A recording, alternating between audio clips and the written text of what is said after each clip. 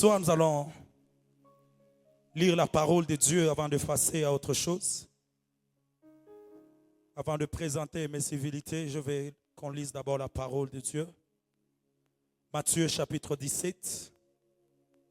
Matthieu 17, le verset 14. Nous allons lire jusqu'au 21e verset. Matthieu 17. La Bible dit, merci d'honorer la parole de Dieu. Lorsqu'ils furent arrivés près de la foule, un homme vint se jeter à genoux devant Jésus et dit, Seigneur, aie pitié de mon fils, qui est lunatique et qui souffre cruellement. Il tombe souvent dans le feu et souvent dans l'eau. Je l'ai amené à tes disciples et ils n'ont pas pu le guérir. Race incrédule et perverse, répondit Jésus. Jusqu'à quand serai-je avec vous? Jusqu'à quand vous supporterai-je? Amenez-les-moi ici. Jésus parla sévèrement au démon qui sortit de lui. Et l'enfant fut guéri à l'heure même. Alors les disciples s'approchèrent de Jésus et lui dirent, en particulier, pourquoi n'avons-nous pu chasser ces démons? C'est à cause de votre incrédulité, leur dit Jésus. Je vous l'ai dit en vérité, si vous aviez de la foi comme un grain de sénévé, vous diriez à cette montagne, transporte-toi d'ici là, et elle se transporterait. Rien ne vous serait impossible. Le verset 21, mais cette sorte de démon ne sort que par la prière et par le jeûne. Parole du Seigneur. Nous pouvons nous rasseoir.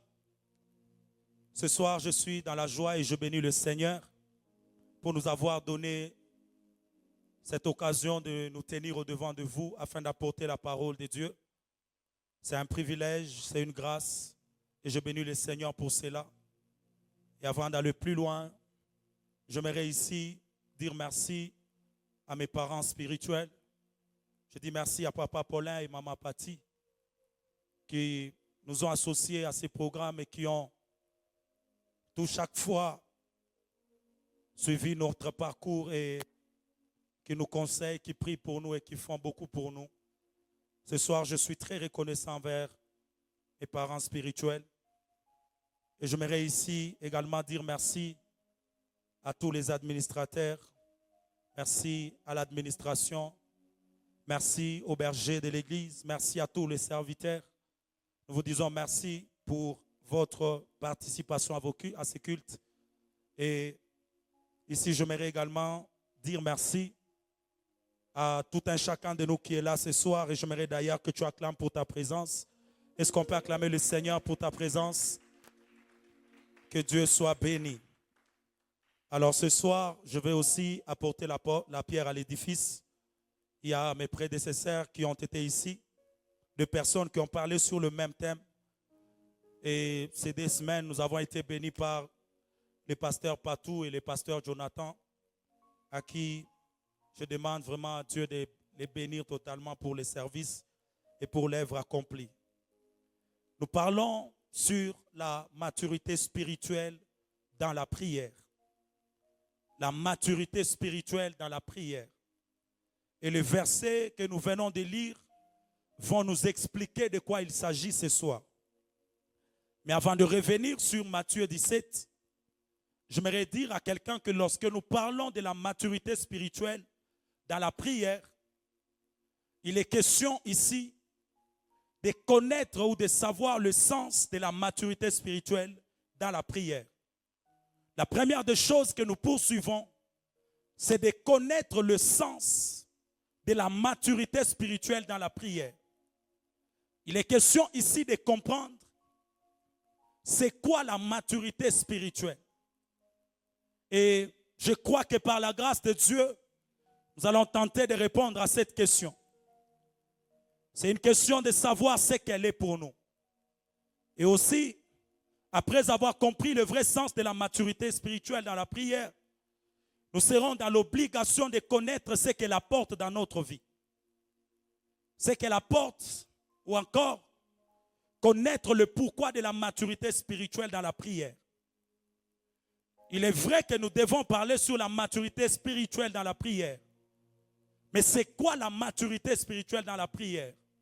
Et pourquoi la maturité spirituelle dans la prière?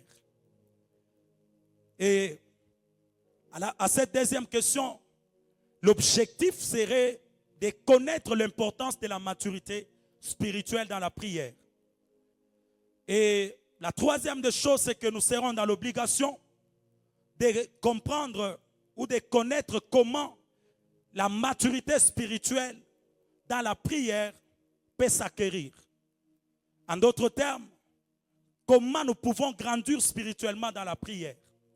Je tournerai tout autour de ces questions afin de nous permettre de comprendre de quoi il s'agit. Parce que vous devez savoir que la prière est l'une des activités spirituelles que tout enfant de Dieu est censé pratiquer. La prière est une activité spirituelle. Et cette activité spirituelle est à la disposition de tout enfant de Dieu. Donc tout celui qui est appelé enfant de Dieu doit apprendre à prier, doit avoir la vie de prière. Maintenant le problème c'est que la vie de prière commence toujours quelque part. Ce qui est normal pour chacun de nous. La vie de prière commence toujours quelque part. Ça c'est normal parce que avant de faire 10 pas, il faut commencer par le premier pas. Mais ce qui est anormal, c'est de maintenir toute sa vie au même niveau de la prière. Là, ce n'est plus normal. Donc l'objectif serait de commencer là où on peut commencer, de commencer tel qu'on peut commencer, mais de ne pas finir tel qu'on a commencé. Et je crois que par la grâce de Dieu, plus je serai en train d'avancer, vous allez comprendre. Alors si, dans la maturité spirituelle, par rapport à la prière, nous devons grandir, c'est que nous devons comprendre c'est quoi alors grandir spirituellement dans la prière. La première des choses que j'aimerais dire ici est que la maturité spirituelle dans la prière, c'est le fait de grandir ou de mûrir spirituellement dans notre compréhension de la prière. Lorsqu'on parle de la maturité spirituelle dans la prière, on fait allusion au fait de grandir ou encore de mûrir spirituellement dans notre compréhension de la prière et de la manière dont nous l'exerçons. Donc la maturité spirituelle dans la prière, c'est cet effet-là de grandir, de mûrir spirituellement dans la prière. Donc, dans la façon où nous comprenons le sens de la prière, mais aussi dans la façon dont nous pratiquons la prière. Est-ce que quelqu'un me comprend ce soir? Parce que le problème, ce n'est pas de prier, mais le problème, c'est de bien prier. Et il n'est pas question ici de devenir simplement mature, mais il est question de devenir suffisamment mature.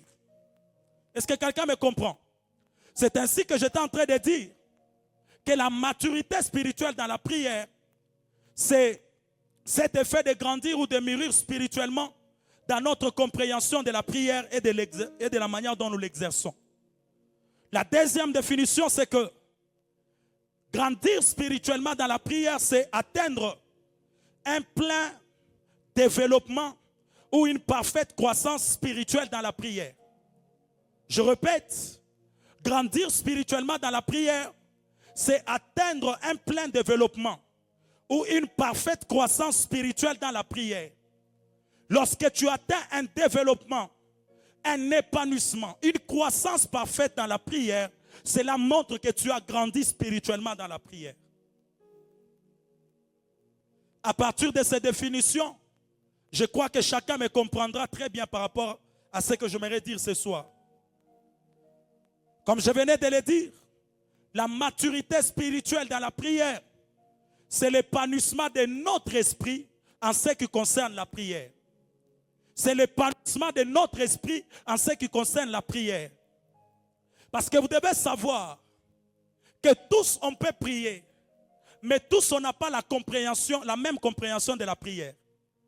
Tous on peut prier, mais tous on n'aura pas le même résultat dans la prière. Il est possible de prier au même instant sur la même requête, mais de ne pas avoir la même réponse. C'est ce qui va nous pousser à comprendre c'est quoi l'essence de la maturité. Parce que vous devez savoir, Église, que ne pas grandir spirituellement dans la prière est un danger pour un enfant de Dieu. Ne pas grandir spirituellement dans la prière est un danger pour tout enfant de Dieu. Tout celui qui ne grandit pas spirituellement dans la prière est en danger. Pourquoi il est en danger?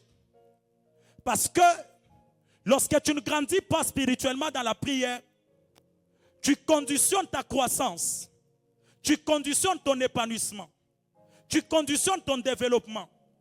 Ce qui fait que sur le plan spirituel, tu ne sauras pas faire de progrès. Alors il est important de grandir. Parce que le plus grand danger serait de ne plus avoir une efficacité ou un impact dans notre vie de prière. Qu'est-ce que j'aimerais dire à une personne ici? Sur le plan physique, qui est celui qui est content de voir son enfant ne pas grandir? Qui regarde souvent son enfant et qui se rend compte que mon enfant n'a pas la bonne croissance? Qui est celui qui peut être heureux de voir que son enfant, depuis qu'il est né, il ne grandit pas? Je ne pense pas que quelqu'un sera heureux. Parce que chacun de nous qui a un enfant ou chacun de nous qui est un enfant a toujours l'obligation de grandir. Et vous devez savoir que dès le jour où tu as donné ta vie à Jésus, bien-aimé frère, ta vie ne se passe plus seulement sur le plan physique. C'est mieux que tu grandis physiquement en âge. Mais tu dois aussi grandir spirituellement parce que dès le jour où tu as cru au Seigneur, tu es entré dans le monde spirituel. Pourquoi? Parce que ta nature a été transformée.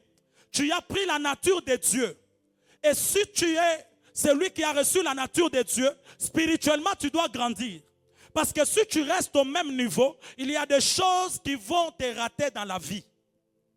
Est-ce que quelqu'un comprend? Tel que nous sommes assis là, en tant qu'enfants de Dieu, bien-aimés frères, nous sommes éligibles au monde spirituel. Parce que si il fallait vivre seulement physiquement, on n'allait pas croire en Jésus. Mais dès le jour qu'on a cru en Jésus, nous avons accepté de tuer la chair mais de vivre par l'esprit. Et quand tu commences à vivre par l'esprit, tu dois croître. Tu ne peux pas avoir 5 ans, 3 ans, 4 ans dans la présence de Dieu et rester la même personne. Ça, ce n'est pas bien. Amen, amen. Ce qui fait que lorsque tu conditionnes ton épanouissement par le fait que tu n'arrives pas à grandir spirituellement, la chose que tu vas vivre au quotidien, c'est que tu vivras dans l'imitation. Alléluia. Beaucoup de gens qui ne grandissent pas spirituellement dans la prière, l'une des choses qui les caractérise, c'est que ces personnes vivent dans l'imitation. Vous verrez que s'il voit quelqu'un lever le main dans la présence de Dieu, lui aussi lève le main. S'il voit quelqu'un prendre la chaise et mettre sur sa tête, lui aussi il prend la chaise et il met sur la tête. Écoutez-moi, toute imitation te donne la probabilité de réussite.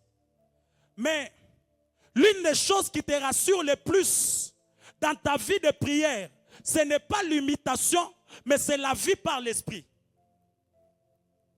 Est-ce que quelqu'un a compris ça? Je veux que tu comprennes très bien. Ce que tu fais par imitation est probable. Mais ce que tu fais par l'esprit est possible. Le problème, c'est que Dieu peut me révéler que si je mets la chaise sur ma tête, il va m'exaucer. Ce n'est pas parce que toi aussi tu as fait la même chose avec moi que tu vivras la même chose. Ce qui fait que beaucoup d'enfants de Dieu ne grandissent pas dans la prière parce qu'ils imitent tout ce qu'ils voient les autres faire dans la présence de Dieu. C'est ainsi que j'étais en train de dire que tout ce que tu fais par imitation est probable parce que ça peut ou ne pas marcher. Mais tout ce que tu fais par l'esprit est possible parce que l'esprit ne se trompe jamais. Est-ce que quelqu'un comprend ça? C'est très important pour nous de connaître que si l'Esprit de Dieu m'inspire sur quelque chose, c'est que ça va marcher. Mais si ce n'est pas l'Esprit qui m'a inspiré et que j'ai fait ce que je vis chez quelqu'un d'autre, ça peut ou ne pas marcher. Ce n'est pas parce que tu as vu Paul prier pour les malades et les malades sont guéris. Parce que tu as vu Paul prier pour les esprits, ils sont partis. Que si toi aussi, fils d'Eskeva, tu feras la même chose et ça va marcher. C'est pourquoi il est important de grandir dans la vie spirituelle ou encore par rapport à notre spiritualité concernant la prière. Parce que si tu ne grandis pas, tout ce que tu seras en train de faire, ça sera seulement l'imitation. Oui. Plus grave aujourd'hui, on imite même le parler en langue. L'autre peut parler la même langue et les esprits fuient. Mais toi, tu parles la même langue, mais tu restes la même personne. Bien aimé, il nous faut grandir. Parce que quand on commence à grandir, l'Église atteint un niveau spirituel où chacun de nous pose les actions, pas sur base de son voisin, mais sur base de sa connaissance de l'Esprit dans la présence de Dieu. Amen, amen. Je disais ceci. Lorsque tu ne grandis pas spirituellement, non seulement tu empêches ton épanouissement, mais autre chose, c'est que tu permets à l'ennemi de te nuire. Si tu ne grandis pas spirituellement dans la prière, tu donnes l'accès à l'ennemi de te nuire. Et tu seras obligé tous les jours de subir ce que l'ennemi t'impose. Pourquoi? Parce que ta vie spirituelle, lorsqu'elle ne grandit pas, elle te rend malléable ou encore, elle te rend vulnérable. On peut te saisir à tout moment et te faire du mal. Jésus a dit aux disciples, veillez et priez pour ne pas tomber dans la tentation. Ce qui fait que si vous veillez et que vous priez, la tentation ne va pas vous dominer ou ne va pas prendre des dessus sur vous. En d'autres termes, si vous ne le faites pas, la tentation vous fera quoi? Vous fera tomber. C'est ainsi que j'étais en train de dire ce soir, que celui qui ne grandit pas spirituellement dans la prière, c'est sa propre vie qu'il est en train de bloquer. L'ennemi peut te faire du mal, c'est un danger.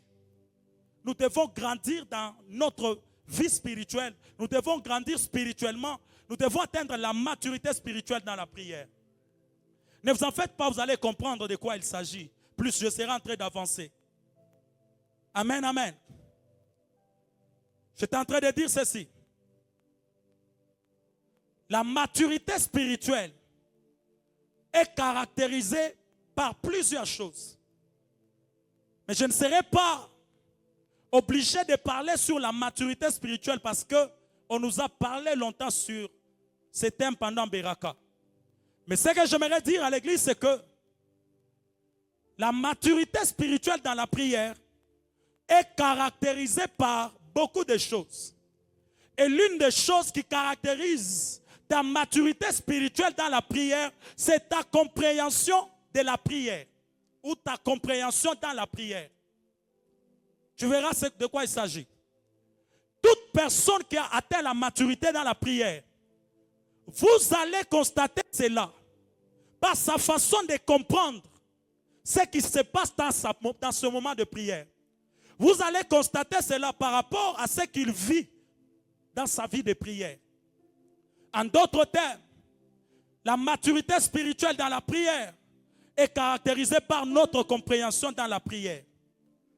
Un homme qui a grandi spirituellement dans la prière comprendra les choses différemment. Parce que c'est lui qui a grandi spirituellement dans la prière.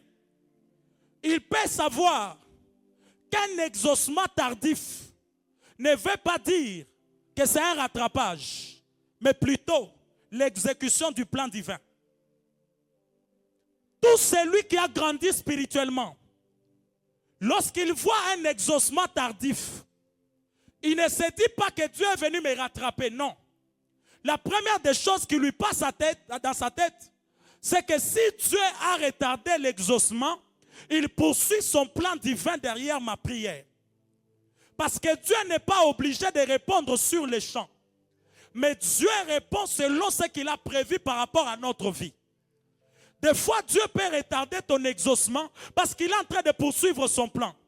Mais si tu ne comprends pas, tu condamneras le Seigneur. Mais celui qui a compris ne condamnera pas le Seigneur. Au contraire, il va bénir Dieu parce qu'il sait que l'Éternel est en train de suivre son plan. Est-ce que l'Église est avec moi ce soir?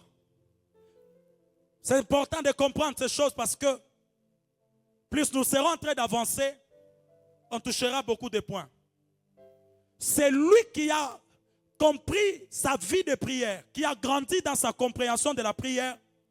Il sait qu'un exaucement tardif n'est pas un rattrapage, mais plutôt l'exécution d'un plan divin. J'aimerais vous dire ceci. Lorsque Marie et Marthe envoient des personnes pour demander à Jésus de venir guérir Lazare, Jésus ne vient pas. Jean 11. Mais le problème, c'est que Jésus n'est pas venu par hasard. Jésus n'est pas venu parce que Jésus poursuit l'accomplissement d'un objectif divin. Ce qui fait que pendant que vous attendez la guérison, lui attend la mort pour qu'il ressuscite Lazare. C'est ainsi que si tu n'as pas compris, tu vas condamner l'essence de Jésus, alors que Jésus sait ce qu'il fait derrière. Bien-aimé, il y a des gens ici, des fois Dieu ne vous répond pas, ce n'est pas qu'il ne veut pas vous répondre, mais l'Éternel a tellement un plan merveilleux avec ta vie, qu'il est en train de réaliser tout, il est en train de réunir toutes les pièces du puzzle, de manière à ce que quand il agira, que la gloire lui revienne totalement. C'est lui qui a grandi dans la vie spirituelle de prière. Il ne condamne pas d'abord Dieu parce qu'il n'a pas répondu. Tout ce qu'il cherche à comprendre, c'est que pourquoi telle chose est arrivée. Sûrement Dieu poursuit son plan derrière ce manque d'exaucement.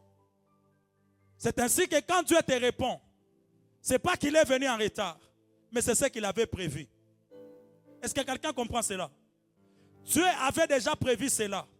C'est pourquoi s'il ne t'a pas donné pendant Beraka, Dieu sait que le mois où il devait te donner, c'est ce mois.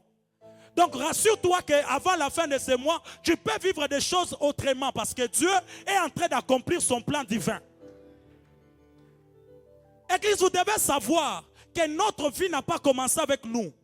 Notre vie a commencé avec notre Créateur. C'est lui qui a connu notre vie avant nous-mêmes. Et il nous a envoyés sur terre pour exécuter son plan. Alors tout ce qu'on mettra comme pied sur terre, c'est l'Éternel qui sera en train de nous conduire. C'est ainsi qu'il peut retarder ton exaucement parce qu'il sait que beaucoup de gens viendront à ton deuil et quand il manifestera sa gloire, plusieurs croiront en lui. Bien-aimé frère, est-ce que tu sais qui tu es? Parce que des personnes comme des Lazare, ce sont des personnes qui contribuent à la gloire de Dieu. Le fait qu'ils ne sont pas guéris, c'est que le Seigneur sait que par leur vie, il peut faire beaucoup de choses. Tu penses que tu es connu par hasard? Parce que si beaucoup de gens étaient venus au deuil de Lazare, c'est-à-dire qu'il était connu.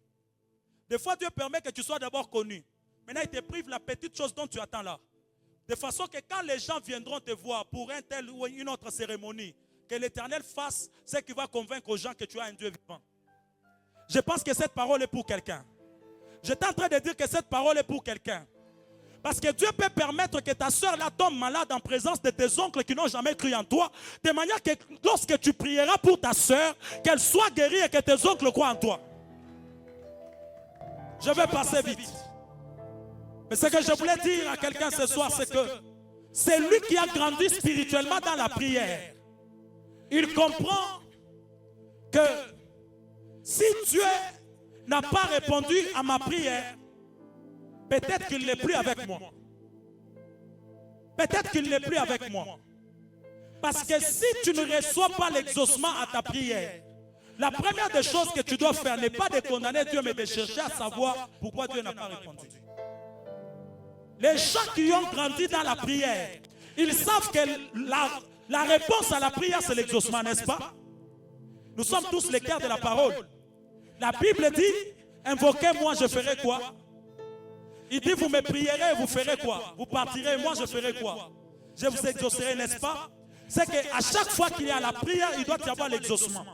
Alors comme un homme spirituel sait qu'à chaque prière est attaché un exaucement, le manque d'exaucement doit être compris. Ça passe? Ça passe? Chaque manque d'exaucement doit être compris. Parce que des fois, tu peux être de la catégorie de Saül. Tu y consultes Dieu et il ne te répond pas. Pour toi, c'est un langage que Dieu n'est plus avec toi. Ouais. Quand tu grandis spirituellement, tu commences à examiner pourquoi tu n'as pas été exaucé. C'est ça, grandir grandir spirituellement dans la prière. C'est chercher à comprendre l'essence de notre vie de prière. C'est chercher à comprendre ce qui se passe dans notre vie de prière.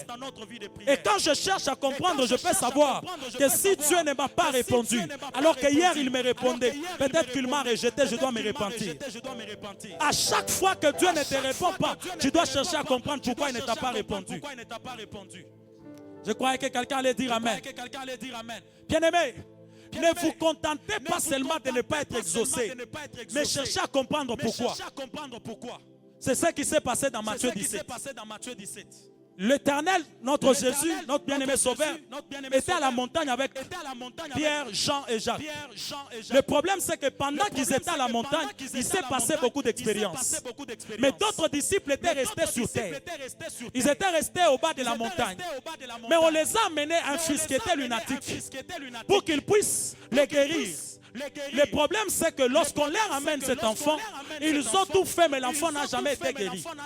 Mais quand Jésus vient, on lui dit que je l'ai amené chez tes disciples, ils n'ont pas pu les guérir. En d'autres termes, les parents de cet enfant ont opté pour voir celui qui est mature spirituellement dans la prière par rapport à ceux qui ont échoué de guérir son enfant. Parce que vous devez savoir que quand Jésus descend, on le présente cet enfant.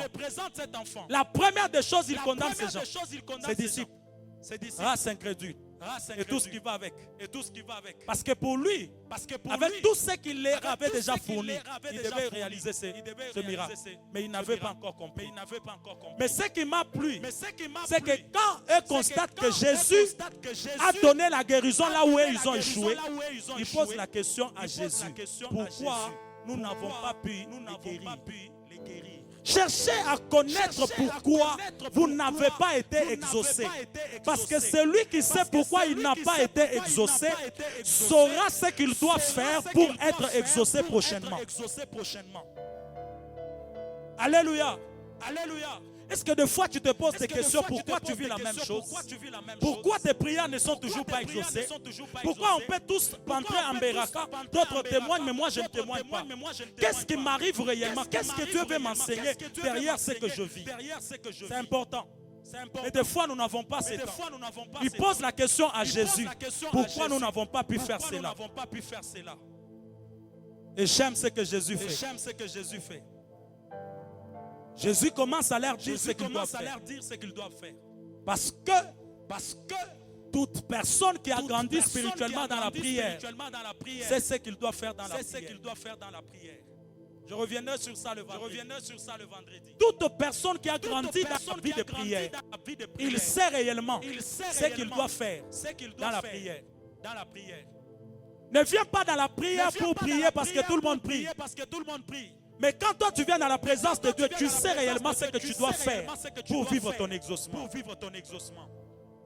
C'est pourquoi d'autres personnes, quand ils comprennent, ils savent que ma prière d'aujourd'hui passe par une offrande. L'autre sait que ma prière d'aujourd'hui passe par l'imposition de main. L'autre sait que ma prière d'aujourd'hui passe par un hôtel ou par quelque chose que je peux faire dans la présence de Dieu. Et c'est ainsi que nous grandissons spirituellement. Et nous pouvons savoir ce qu'il faut faire réellement. Il dit ceci. C'est à cause de votre incrédulité. La première des choses qui a fait que vous ne soyez pas exaucés. Leur dit Jésus. Je vous l'ai dit en vérité. Si vous aviez de la foi comme un grain de sénévé, vous diriez à cette montagne, transporte-toi d'ici, elle se transporterait. Rien ne vous serait impossible. Mais cette sorte de démon ne sort que par la prière et par le jeûne. En d'autres termes, vous avez fait ce qu'il ne fallait pas faire. Parce que vous n'avez pas détecté ce qui se passe. Bien aimé, dans le monde spirituel, vous devez savoir que lorsque vous commencez à exercer la prière, ce n'est pas toutes sortes de prières que vous faites qui peuvent changer toute chose ou encore toute situation dans votre vie. En d'autres termes, quand tu grandis spirituellement, tu sais que ce genre de cas se termine par tel et tel autre genre de prière. Mais quand je suis face à tel cas, voilà ce que je dois faire. Jésus leur dit, si vous n'avez pas eu de réponse, c'est parce que ce genre de démons ne sortent que par le jeûne et par la prière. En d'autres termes, il commence par leur dire que votre incrédulité vous a fait défaut. En d'autres termes, vous devez comprendre que lorsque tu cherches à comprendre pourquoi tu n'as pas réussi quelque chose, pourquoi tu n'as pas reçu l'exaucement, le Seigneur te dira ce que tu devais faire en lieu de place de ce que tu as eu à faire. Il y a beaucoup de gens qui regrettent, qui se posent des questions pourquoi on n'est pas exaucé. Mais ce soir, je suis venu te dire, la clé de ton exaucement est dans une parole. La clé de ton exaucement est dans un seul mot. Juste ce que Dieu peut te dire de faire peut changer tout. Peut-être que le Seigneur te dira non, tu as mal prié. Moi, je voulais que tu pries comme ça. Voilà pourquoi le résultat n'est pas venu. Alléluia. C'est très important pour nous de comprendre ces choses. Parce que un homme qui a grandi spirituellement, il sait comment faire les choses dans la présence de Dieu. Quand vous lisez l'histoire de Tabitha, ça vous renseigne quelque chose. Tabitha est morte. Mais pendant qu'elle est morte, on appelle Pierre. Pierre vient. La première des choses, il dit à tout le monde de sortir. Mais quand Pierre arrive devant Tabitha, la Bible dit que Pierre n'a pas commencé à prier pour Tabitha. Il s'est retiré dans le coin pour prier. C'est après avoir prié qu'il s'est tourné vers Tabitha et l'a appelé. Parce que le fonctionnement dans la prière dépend de ta compréhension. C'est quand tu grandis que tu peux comprendre que le cas de Tabitha n'est pas comme le cas de l'homme qui était à la porte dite la belle. Lui, je peux lui dire de se relever et de marcher. Mais Tabitha, je dois d'abord demander à Dieu, est-ce que Tabitha va ressusciter ou pas? Si Dieu me dit, va prier pour Tabitha, je le ferai. Bien aimé, le problème c'est que des fois nous demandons des choses, des fois nous faisons des choses sans avoir demandé ce que Dieu voulait réellement. Quand tu grandis dans la prière, tu sais les codes qu'il faut utiliser. Tu sais les versets qu'il faut utiliser. Tu sais la position qu'il faut utiliser. Tu sais les paroles qu'il faut utiliser. Amen, amen. Alléluia. Il est temps que l'on grandisse dans la prière. Il est temps que... Oh, j'aime la maturité des hommes qui sont venus chercher Pierre. La Bible dit qu'ils ont amené Tabitha dans la chambre haute et ils l'ont placé là-bas. En d'autres termes, ces gens ne voulaient pas qu'on enterre Tabitha. Mais cela ne suffisait pas. Leur compréhension les a poussés à dire quelque chose. Quand ils sont arrivés devant Pierre, ils n'ont pas dit à Pierre, viens ressusciter pour nous Tabitha parce que tu ressuscites les morts. Non. Ils ont dit, viens ressusciter pour nous Tabitha parce que tous les vêtements que tu vois ces veuves porter, c'est elle qui a cousu ces vêtements. En d'autres termes, quand on grandit spirituellement, on comprend la place des arguments dans la présence de Dieu. Tu as besoin de la justice. Écoutez, je crois que les maîtres avocats qui sont ici ne vont pas me condamner. N'est-ce pas qu'il y a des innocents? N'est-ce pas qu'il y a des innocents dans la prison? Il y a des gens qu'on arrête parce qu'ils n'ont pas donné un argument valable. Le problème, c'est que la justice que tu vas obtenir dans la présence de Dieu ne dépend pas seulement de ce que tu as dit, mais ça dépend de la force de tes arguments. C'est comme ça que celui qui est fautif peut gagner le procès parce qu'il a donné les arguments corrects. Je suis venu dire à une personne, à un moment donné, tu dois savoir quoi dire à Dieu pour qu'il résolve ton problème rapidement. Le problème, c'est les arguments. Mais qu'est-ce que nous disons pour être justifiés? Qu'est-ce que nous disons pour être exaucés? Quel est le poids que tu donnes à tes paroles? C'est pourquoi vous verrez que Jésus vient, il dit seulement aux démons de partir et ils partent. Mais les disciples ont fait en vain. Parce qu'il est question de comprendre quel argument utiliser. Ils lui ont dit, ces vêtements ici, c'est elle. En d'autres termes, ce que tu dois faire pour elle, c'est par rapport au bienfait qu'elle a eu à faire.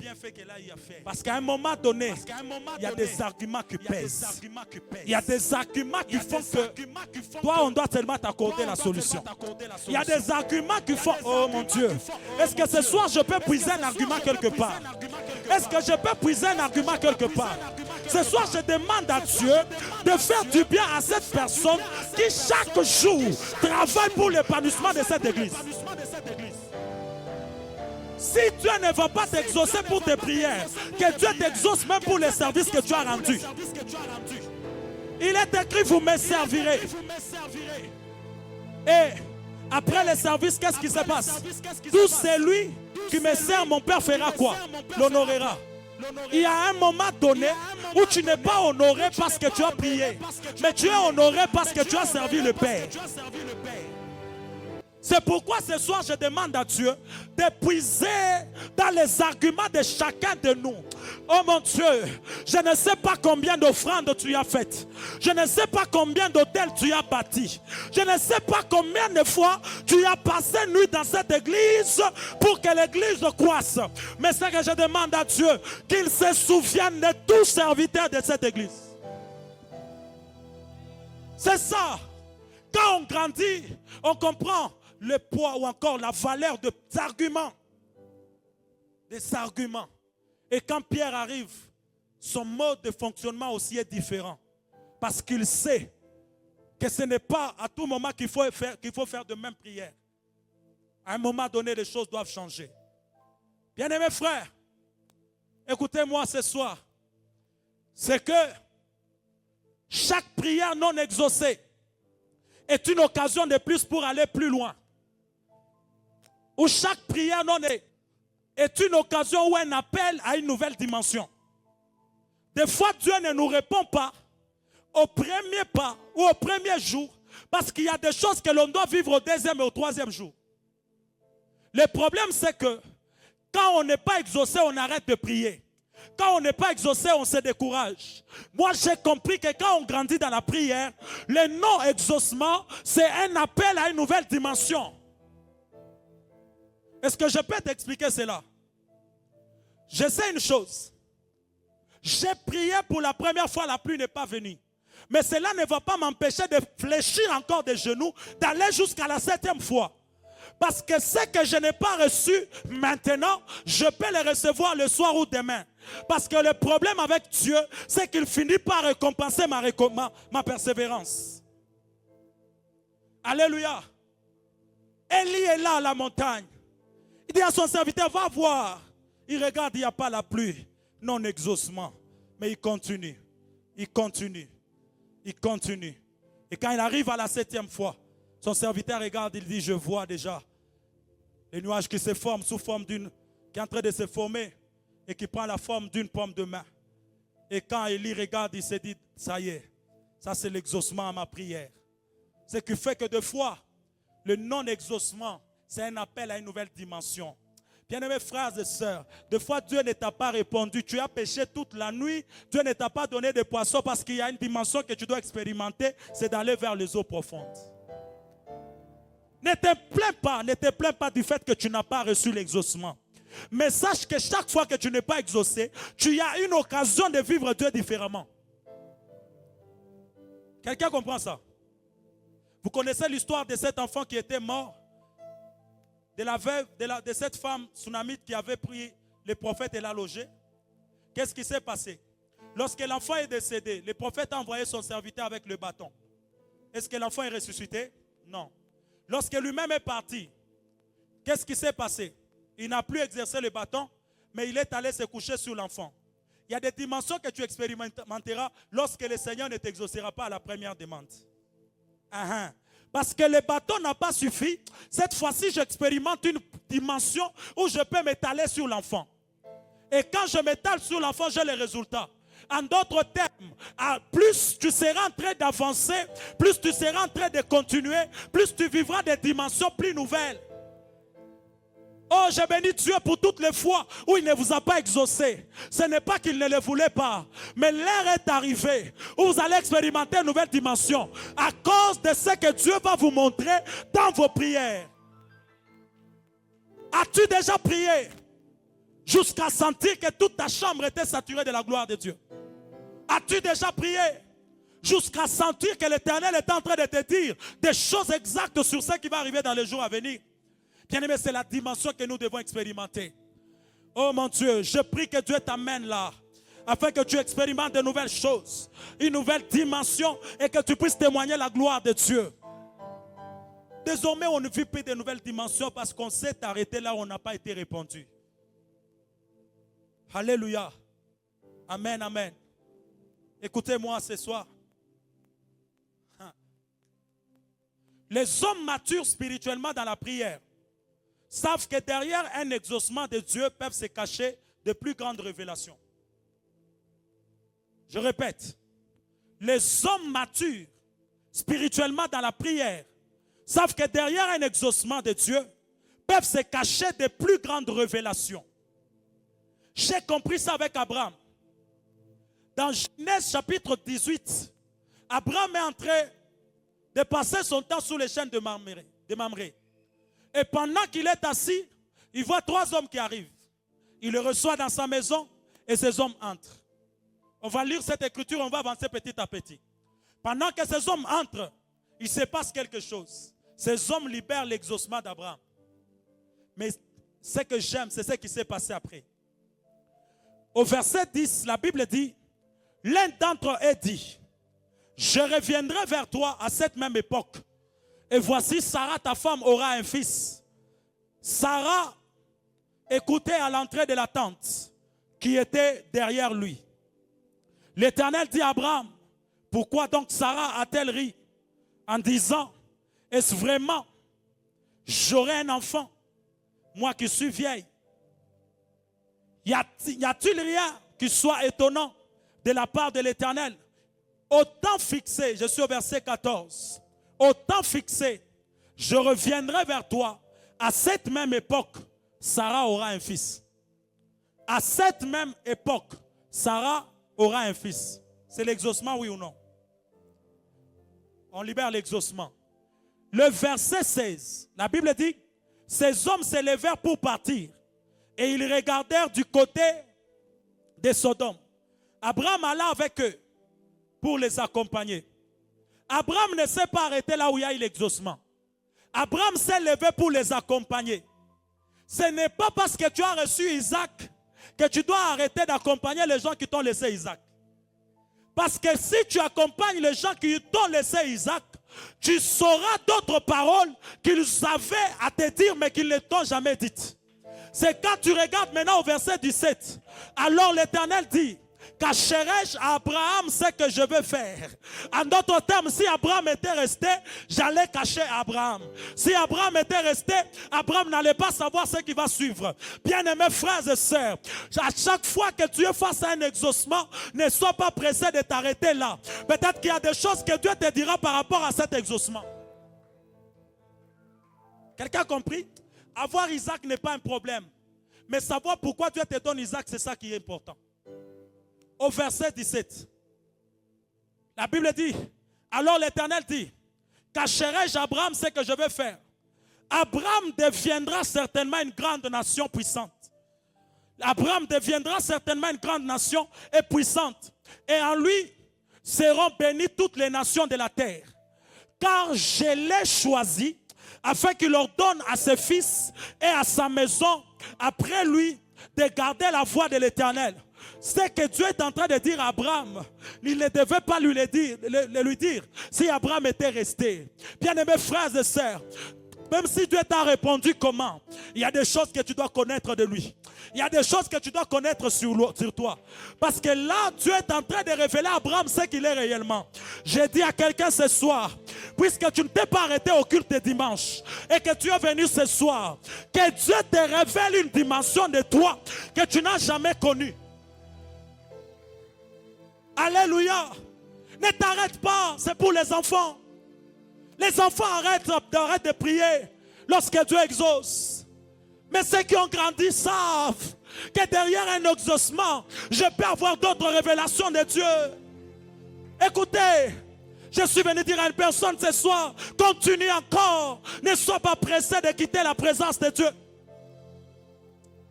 Papa Cédric, il y a quelque chose qui m'a plu. On relate toutes ces choses. Mais écoutez ce qui se passe. La Bible dit au verset 21, c'est pourquoi je vais descendre et je verrai s'ils ont agi entièrement selon le bruit venu jusqu'à moi. Et cela n'est pas, et si cela ne l'est pas, je le saurai. Les hommes s'éloignèrent, les hommes s'éloignèrent, allèrent vers Sodome. Mais Abraham, c'était encore en présence de Dieu. Pendant qu'eux s'éloignaient, Abraham c'était encore dans la présence de Dieu. Là, Abraham ne veut pas savoir ce qu'il sera. Là, Abraham veut devenir la solution pour l'autre. Je suis venu dire à une personne, Dieu t'a révélé ce que tu dois devenir. Parce que tu ne t'es pas arrêté sur l'exaucement d'Isaac. Mais puisque tu te tiens encore dans la présence de Dieu, Dieu te dira ce qui doit arriver sur Sodome afin que tu sauves ton frère Lot. Est-ce que je peux bénir quelqu'un ce soir? Non, je sens que je dois prêcher ainsi. J'aimerais dire à une personne, là où tu te tiens, il y a des choses que les autres ne connaissent pas. Ce soir, tu es comme Abraham dans la présence de Dieu. L'autre ne connaît pas ce qui va arriver à Sodome. Mais puisque tu te tiens là, l'autre sera sauvé de l'autre côté. Où sont les sauveurs de famille? Où sont les libérateurs de famille? Il y a des personnes lorsqu'ils sont dans la présence de Dieu. Écoutez, l'autre est sorti rien qu'avec sa famille. En d'autres termes, une intercession d'un homme qui est dans la présence de Dieu peut amener Dieu à sauver même une seule personne du sort qui devait arriver à tout le monde. Est-ce que vous pouvez vous imaginer que tout un peuple a été consumé, mais juste une famille a été sauvée? Pourquoi? Parce que quelqu'un est resté là. Allez-y, mais laissez-moi là. Puisque je suis là, il y a des choses que je saurai que vous n'avez jamais connues. L'année 2025 a des révélations que tout le monde n'a pas encore connues. Mais ceux qui se tiennent dans la présence de Dieu, ils sauront des choses qui arrivent. Ceux qui grandissent spirituellement ne sont pas surpris par des événements. Quand tu grandis spirituellement dans la prière, tu sais anticiper les événements. Bien-aimés frères et sœurs, j'ai décidé dans ma vie de ne pas enterrer quelqu'un avant son temps. J'ai décidé dans ma vie de ne pas voir des personnes croupir alors que j'ai la possibilité de les libérer. La roue de vie des cartes. J'aimerais dire à une personne ce soir, il est temps que tu sois le libérateur de ta propre famille. Ce n'est pas une simple parole, mais c'est ce que Dieu est en train de faire. Ce n'est pas une simple parole. Ces gens de culte ne sont pas pour tout le monde. Ces gens de culte sont pour les libérateurs. Des personnes qui peuvent comprendre que je ne dois pas être pressé de partir. Ne sois pas pressé. Ne sois pas pressé. Tu n'as pas encore reçu toutes les informations. Ne sois pas pressé. Il y a des informations avec lesquelles tu dois partir. Quand on te posera la question, tu étais où? Tu diras à tes frères, j'étais dans la présence de Dieu. Le Seigneur m'a dit, on voulait conduire tel et tel dans ma famille. Mais le Seigneur m'a dit, personne ne mourra, personne ne tombera. Voilà pourquoi je bénis Dieu pour toutes ces personnes qui voient et qui entendent pour nous. Ce soir, j'aimerais dire à l'église, prions pour les personnes qui entendent Dieu pour nous. Prions pour les personnes qui voient les choses en esprit pour nous. Car je sais que ce que Dieu ne m'a pas dit, il le dira peut-être au prophète Mardoché. Ce qu'il ne m'a pas dit, il le dira peut-être au prophète Arcel. Parce que je sais que Dieu ne permettra pas que les dangers nous surprennent. Est-ce que je peux avancer? Est-ce que je peux avancer? Écoutez-moi, si la maturité spirituelle est mesurée par ce que nous faisons et disons, la maturité spirituelle dans la prière, elle est mesurée par ce que nous devenons ou ce que nous sommes devenus. Oui, on peut mesurer ta maturité spirituelle par ce que tu dis et ce que tu fais. Mais ta maturité spirituelle dans la prière sera mesurée par ce que tu es devenu. Quelqu'un comprend? Quelqu'un comprend? Ce que tu es devenu, c'est le résultat de tes prières. Si tu n'as pas de résultat, donc ta prière n'a pas. Écoutez, je ne suis pas là seulement pour prier, mais les gens doivent voir sur ma vie, dans ma vie, les choses pour lesquelles je suis parti à la montagne, les choses pour lesquelles j'étais en retraite. Qu'es-tu devenu, toi qui dis que tu as grandi dans la prière? As-tu connu une transformation? Oui ou non? Bien-aimés frères, tout celui qui a grandi spirituellement dans la prière ne supporte pas la stérilité de ses prières. Oui, je ne peux pas grandir dans la prière et continuer à prier sans avoir les résultats. Quand tu grandis spirituellement dans la prière, la stérilité te fait mal dans la prière. J'en ai marre de prier sans avoir de résultats. J'en ai marre d'aller à la retraite, mais de sortir la même personne. Quand j'ai grandi, je poursuis les résultats parce que je dois devenir quelqu'un. Écoutez, c'est l'erreur que les frères de Joseph ont connue. Les frères de Joseph ont attaqué Joseph. Pourquoi? Parce qu'ils voulaient voir ce que deviendront ses rêves.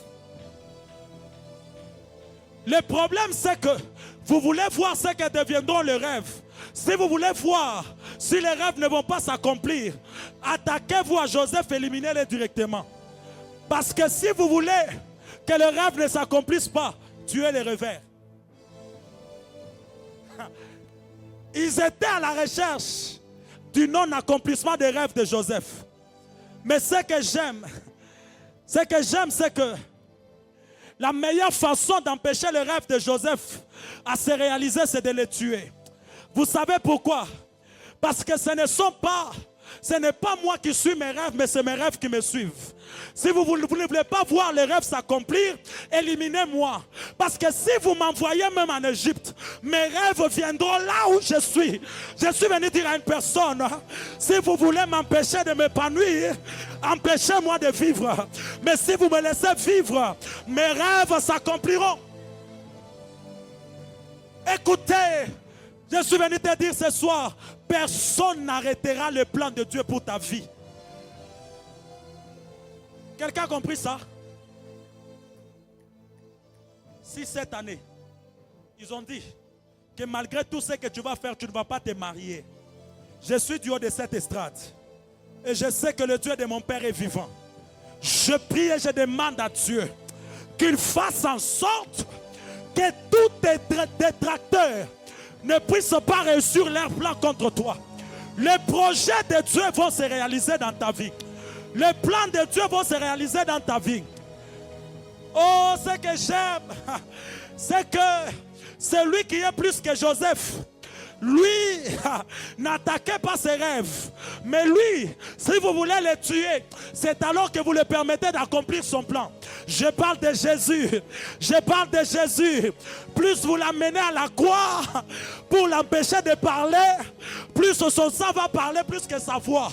Je suis venu dire à une personne, il y a d'autres personnes, plus on vous combat, plus on vous amène vers l'accomplissement de vos rêves. Vers l'accomplissement. Oh. Est-ce que je peux venir à l'église ce soir? Écoutez, laissez-moi parler dans les temples, c'est plus mieux pour vous. Parce que le jour où vous me tuez, mon sang va justifier toutes ces personnes. C'est pourquoi, quand on tue Jésus, il dit tout est accompli. Il dit tout est accompli.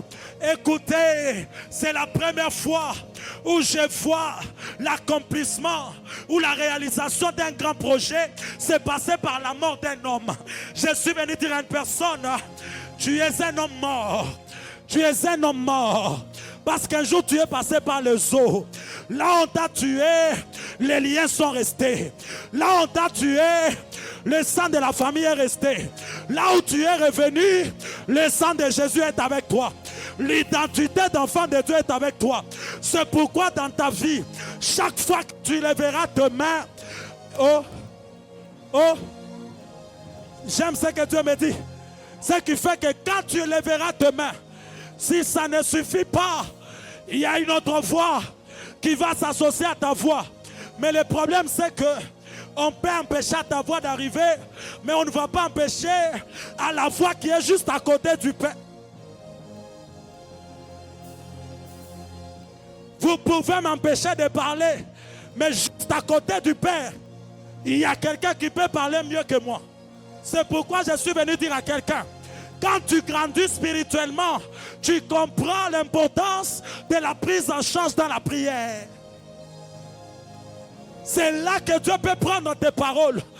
Il prend tes paroles. Il sent que ce n'est pas convaincant. Mais il regarde son fils. Il sent que ses paroles deviennent convaincantes. C'est pourquoi tous les jours de ta vie, tu es appelé à être béni.